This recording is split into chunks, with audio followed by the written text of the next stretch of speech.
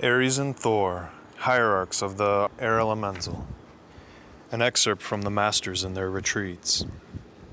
Aries and Thor, Hierarchs of the Air Elemental, profiles of the Ascended Masters. As directors of the air element, these twin flames serve with the hierarchs of Aries, Taurus, and Gemini to teach mankind the mastery of the mental body, and with the hierarchs of Gemini, Libra, and Aquarius to teach the mastery of the air element.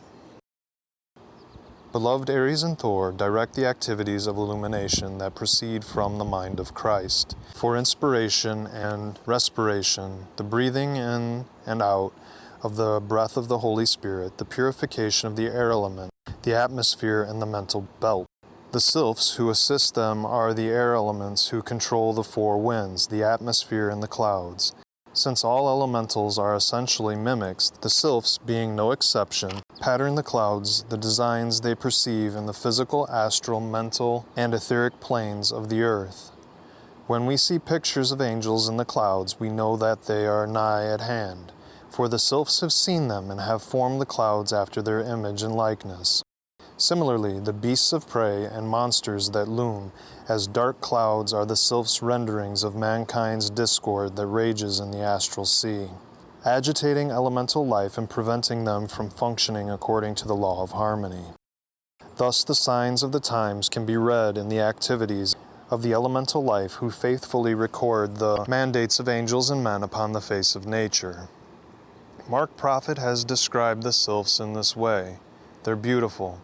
These are the type of fairies you see with the long golden hair and the rather thin seraphic-type bodies, and they're very curvaceous. They float through the air, and they'll bend their whole body in different shapes. Sometimes the body is bent with the legs behind, trailing like garments, and their arms are in graceful ballerina poses. They have beautiful faces like the most beautiful woman you can imagine, except that they are faces of purity. There is nothing carnal or hard in their faces. The only exceptions are that certain Sylphs take on the more human form and human attitude when they are subject to them. Now, when the Sylphs take on a negative human attitude and quality of discord, they will desire to rid themselves of these by the use of centrifugal forces.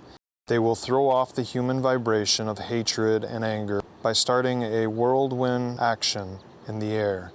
They can whirl so fast that they can develop winds of 150 miles an hour. That's the power behind the hurricane.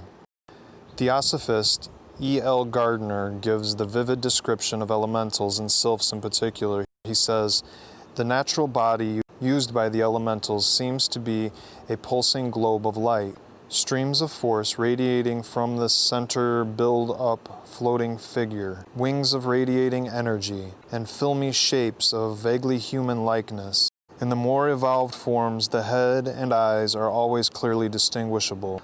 Often the whole figure is there, with a center of light blazing at the heart or head.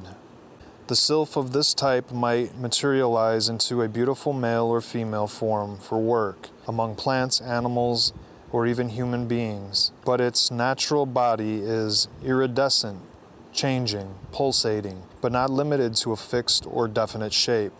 The Sylphs are bearers of the prana of Holy Spirit, that is the very life breath of the soul. They stand with the Lord Mahakoan as he breathes the breath of life into the newborn souls, and as the threefold flame is rekindled once again upon the altar of the heart. They are the great transmitters of the currents of the Holy Spirit from heaven to earth, and they are giant transformers, conductors of currents of the mind of God unto the mind of man. The Sylphs wash and purify the atmosphere and aerate the mind and heart of every cell of life.